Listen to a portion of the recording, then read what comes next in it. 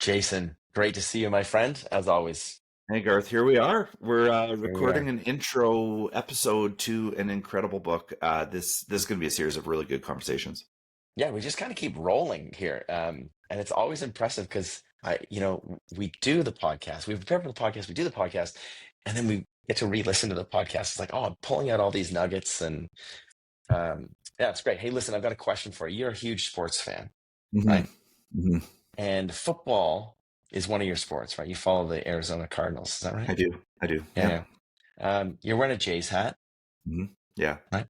Um, These are two major sports that have undergone a lot of change over the past little bit. What do you think has been the most significant change in professional sports in the last 20, 25 years? Wow. That's a really big question, Garth. Um, I think they're becoming more aware of the long-term effects of injury. I think baseball and football in particular, with head injuries, I think they're doing a far better job of addressing that. I think they've addressed the competitive landscape in a lot of respects. I mean, baseball still struggles, but some of the other leagues have really great salary structures that allow for Hmm. really good competitive landscapes. Um, yeah, I think well, sports technology has come an awfully long way. Like you look at what's happening in baseball with automated umpires coming in next year. But Yeah. that's just the tip of the iceberg. Everything. I've got a good friend. His name's Dr. Matt Jordan, and he works with a lot of NFL teams on how do you avoid knee injuries, for instance. And he's using the best biomedical science in the world to bring down the number of knee injuries. And I know that's happening everywhere. So I think this, where science meets sport, I think are some of the biggest changes. But that's on the spot, Garth. I'm going to be thinking about this one. I want to know your answer. What do you think has been one of the biggest changes in sports? I'm dying to know. The rise of professional women's sports, Yeah, that's a 100%. yes. Thank you. Yeah, Yes, you 100%. win. Yep. But also like little things like the pitch clock, right? The eventual rise of the robo umps in baseball and all these Mhm. things. Now, listeners might think Garth's going to go on a rant about the World Series, but I will spare that for another. We have to do a bonus episode about our emotional highs and lows. But the reason I bring this up is because what you just listed, change in rules, change in salary, the use of and introduction of technology, where science meets sports, where we are concerned about the health of our athletes, all of these things, that's like the ecosystem of sports. Can you imagine if the NFL didn't change over time? Cannot imagine. Yep. It'd be a dinosaur. It'd be Yeah. extinct. And Yes. in this podcast, this is where I'm going to make the link here, Jason. In this podcast, we are starting down the road with Grant Lickman's Thrive. And his argument is that if we continue to teach the way that we teach, if schools continue to be what they are right now, then they will be as if the NFL didn't change over time and we will go extinct. No one will come to us. We won't be irresistible. And so, how we make these changes is what this book is all about. And there's a little bit of fun here in terms of the systems and structures that we play with, but we'll learn a lot about what Thrive is about. And we hope that you come along with us on this journey so that we don't become, leaders of irrelevant places. Well, that introduction is as good as this podcast, and I think that's going to encourage everybody to listen. Garth, well done. I hope people enjoy this show. This is the intro, and next week is the actual interview with Grant. Enjoy the show, everybody. Yeah, buy the book. Enjoy. Thanks, everyone. Lassoing leadership, sharp and true. Beard's Book Club got wisdom for you. Turn the pages, let the stories flow. Unpacking lessons as we grow. Welcome back to Lassoing Leadership. I'm Jason Rogers, one of the hosts of the show, and right with me is Garth Nichols. Garth, it's good to see you. So good to see you, Jason, again. This is just so fun. We're heading into a great episode, like a great book. Super accessible, Grant Lickman, Thrive. If you don't have it as a school leader or an aspiring leader, I highly recommend that you do. But Jason, yeah, this is part of Beard's Book Club, season 3, and we're moving Mhm. our way through these books, and they're timed too, right? Yeah, Like you there. had at the end of season 2 and the beginning of season 3, we talked about the timing of Yep. when to read these books. So why do you think it's important we read Thrive now as a leader, Jason? Oh man, there's so many good reasons to pick up this book and start reading. I think it's a great jumpstart into strategic thinking or Mm, strategic directions, as Grant yep. would put it in the book. I think it's a great time to start thinking about the way that you're going to innovate throughout the school year. That's, and as Grant puts it, it's like where your values and your aspirations live, innovation helps you get between the two of them. And I think right now, as we're in that kind of November break, this is a good time to sit back and think about those things. Garth, what are you thinking about when you look at Thrive as an opportunity at this moment in the year? Well, Jason, I'll start way, way Yeah. back in 2015. I've known Grant for like 10 years. Yeah. You're just getting to know him and Oh his yeah. work, but he published a book called #Ed Journey back in 2014. I think it was Right. maybe 2013. And that's it's his second book, but it's like really seminal in terms of what he did to write that book. So he traveled across the country over 65 days, visiting numerous schools, figuring out what is your innovation within each school, Hmm. and what are we learning about. This culminates in a fantastic TED Talk. We'll link to it in the show notes. Um, and what he was learning about schools was that there's a lot of innovation that's happening. And that's #Ed Journey. Thrive is what he has been learning since that incredible journey about how schools make change. So I've worked with Grant in 2015. He and I and Justin Medved, who's associate head of academics at the York School here in Toronto. Justin and I are very close friends.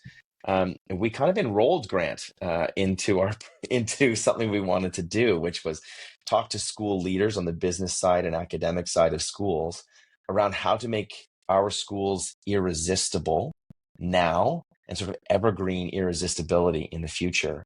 And that requires constant change, therefore change management. And so from Grant, since 2012, he's worked with over 300 schools as a consultant, basically help them figure out, and I love the way he puts this, figure out how schools can answer the demands that the future is placing on us and our Right. students.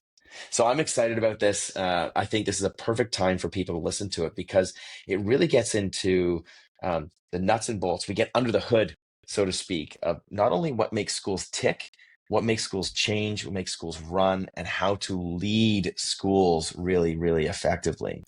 Now, Garth, you started us 10 years, maybe 20 years ago, but Grant, he actually starts this book in the introduction 65 million years ago. And so I think as a hook for people, I'm going to do something we've not done before, but I'm going to just quickly read the first two paragraphs. So close your eyes, give this a listen. It really does set up the whole book. So Grant says 65 million years ago, an asteroid roughly the size of Manhattan crashed into the Earth with a force of more than 1 billion Hiroshima atomic bombs. It led to one of three great species extinctions in the history of the planet. In the moments, days, weeks, and decades after the impact, conditions on Earth changed a lot. Many species went extinct, including all of your favorite childhood dinosaurs, even the most well meaning, possibly even nicest in the dinosaur kind of way, Tyrannosaur rexes died in the Great Cretaceous extinction. So Grant starts us off there.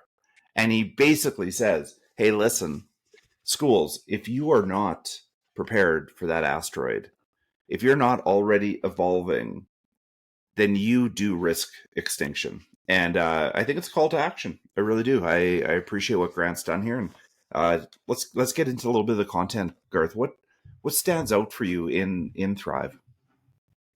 What stands out for me in Thrive itself, but also in this podcast, is the language that he equips us with as leaders to talk about the now of schools and the future purpose of schools. Um, because we might understand that the schools of the Tyrannosaurus Rex style, so to speak, that they will. That there'll be some pain, that they'll drop out, that they won't survive. They will have a waiting list until the moment they don't.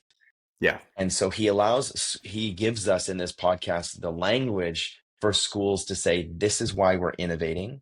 This is where we're going. And he gives us the research to back that up too. So he talks a little bit about, what your North Star needs to be and what is informing that North Star. And I want to be clear too, because I don't want us to move from a whole bunch of Tyrannosaurus Rexes to a whole bunch of like whatever, dogs, Flying cars. like Yeah. things that thrive here. But, uh, every school is going to have its unique value proposition, and you need Hmm. to figure out how to go deep into that. And so for some, it might be, we are going to be academically rigorous, and for others, it might be we're going to be uber flexible for students, and then the whole continuum in between. And so, how do you understand your unique value proposition? How are you interpreting the demands of the future? And so, he talks about how he talks about the market of education, and he relates it back to Malcolm Gladwell. You know, 25, 30 years ago, there was one ketchup or two Right. ketchups that you could choose Right. from. Now there's a wall of ketchups. One of the great things, one of the benefits of the educational market today is that there's an incredible vast array of choice, right, for parents to choose from. And with that brings a lot of pressure for schools to make sure that they are very clear in what their unique value proposition is. So change is good because we know kids aren't widgets. Change And is Garth, hard. Change is hard because you've got to now, in a marketplace of a lot of noise, you've got to get your signal out there. and he does start with value proposition. I really appreciate that in this book. And I wonder, Garth, like from your perspective, and you've been at several schools at this point, like what tools do you use to establish value proposition at the school you're at? And you're probably in that with Kingsway a little bit right now. You've probably seen it in other schools, but having had that exposure, how do you view value proposition in the schools that you've been a part of? Well, yeah, a lot of schools now are writing what's called a portrait of a graduate, Mhm. and that portrait of a graduate isn't just about grade 12. It's about, from the entry point of your school all the way to the end. How are you driving towards this specific set of skills that sits on top of the content, right? Like all of our schools across CASE, across CIS, Ontario, um, excellent academics is table stakes. Like you have that foundation. What's the additive value that you're Mhm. driving towards? And Mhm. so the portrait of a grad, and that's something that he talks about too. He talks about how we need to, differentiate ourselves in the market. But in terms of a unique value proposition, and I don't want to give away too much here because the podcast is incredible with Grant. He It's talks really about good. how that process is an inside out process. He Mhm. talks about the role of the leader and how it used to be Teddy Roosevelt charging up the hill. Follow me, I have a vision. You'll Yeah. figure it out when you get here.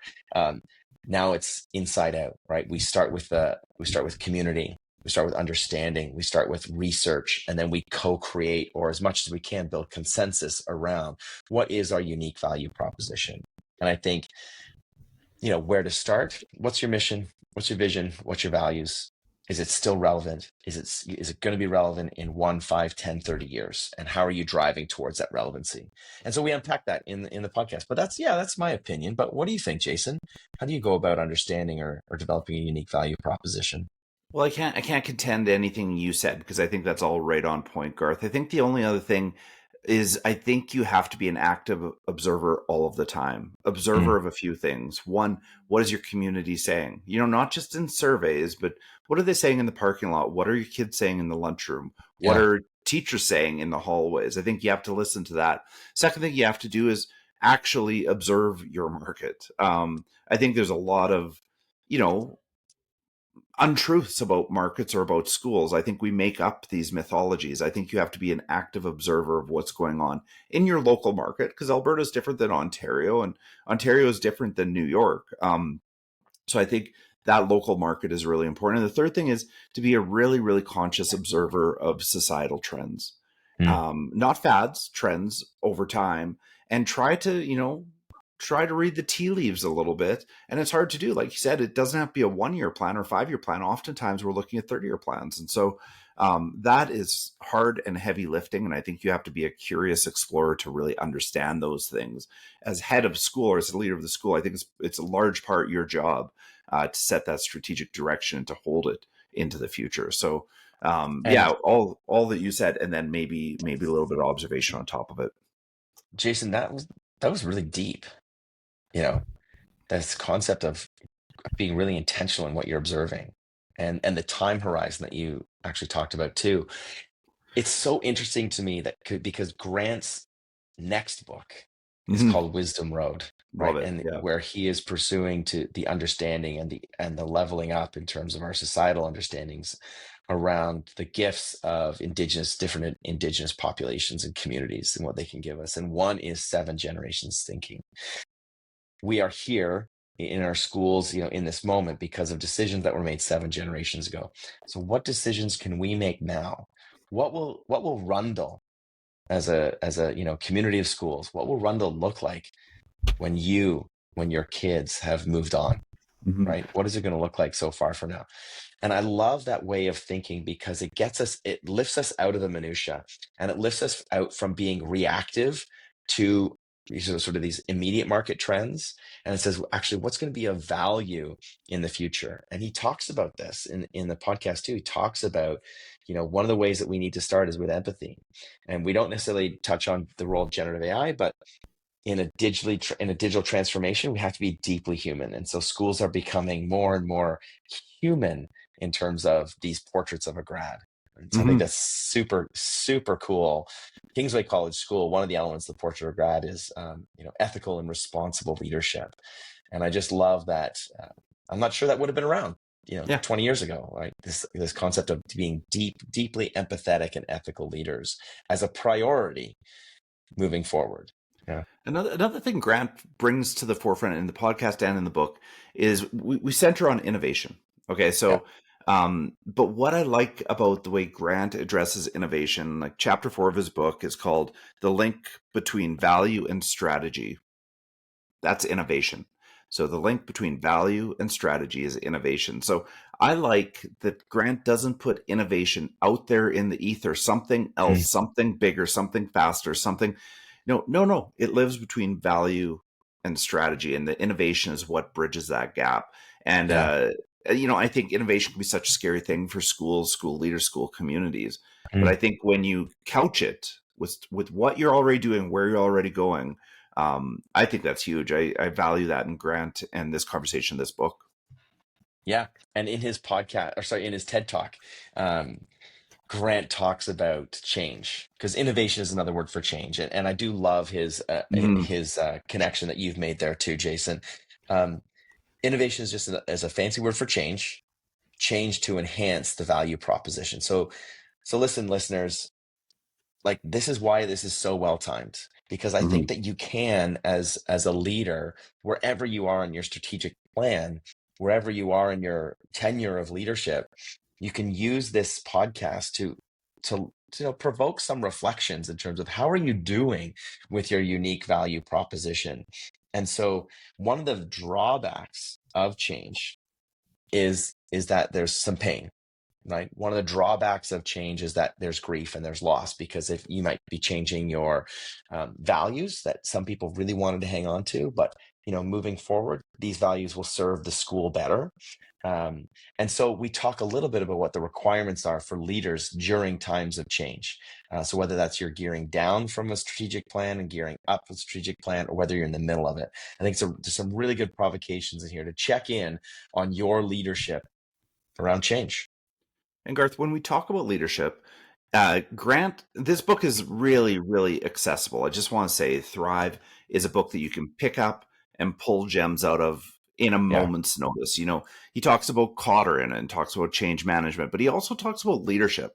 And just hold on, there's chapter 13, and he talks Look at about you getting right into the book. Oh, I've been Love it. back to this book several times, Garth, and I think Yeah. "Lead Like an Architect" is the title Yeah. of that chapter. And he talks about, he really does a nice job of creating a framework for us to better understand distributed leadership in a like right here now way. I'm not sure he used that exact term, but he talks about, commanding leadership to commanding teams, and then Mm. all the way into being a team of teams. Now, I wrestle with this all of the time because I think there's pros and cons to all of it, but I think what Grant has done here is he's provided a framework for us to have this, intellectual conversation about what kind of leadership model do we want to build and sustain. And so, back to the book, Grant covers it all. He covers it from strategy to values to innovation to leadership, and I just can't get over how comprehensive this book is and how well thought out it is. Yeah. I keep it on my desk, so as do you apparently.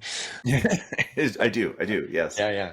So, listeners, settle back. We're really looking forward. If you haven't already picked up the book, grab the book.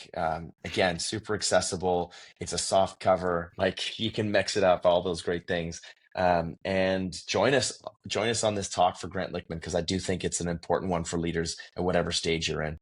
Yeah, give this book 30 minutes in the next week, and you will have pulled out 10 things that you can think about for Yeah. yourself in leadership, for school, or even in change management. And that's really all you need with this book. And then you just keep coming back to it. So, we really hope you enjoy the read. And we really, really do think you're going to enjoy the conversation next week with Grant. Yeah. So, Jason, do you want to lead us home for this episode? Yeah, listeners, thanks for joining us. Send in your questions, thoughts, ideas, follow, join, all the things. Rate us on Spotify or Apple Music. That helps other people find us. But until next time, we hope that you keep on reading and leading the Lasso way. Thanks for joining us today. Thanks, everybody.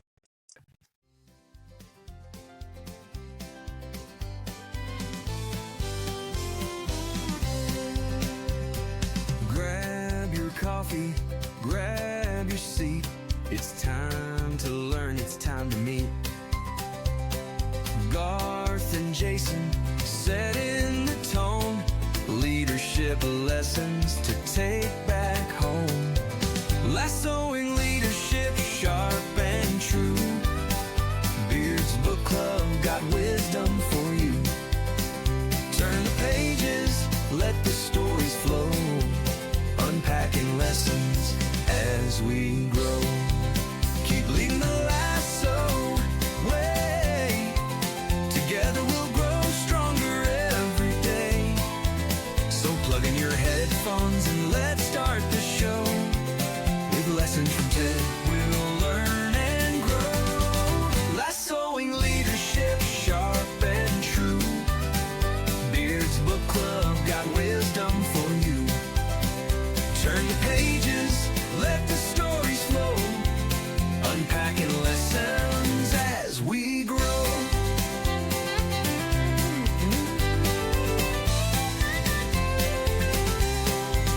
Keep leading the lasso way. Together we'll grow stronger every day. So plug in your headphones and let's start the show. With lessons from Ted, we'll learn and grow. Lasso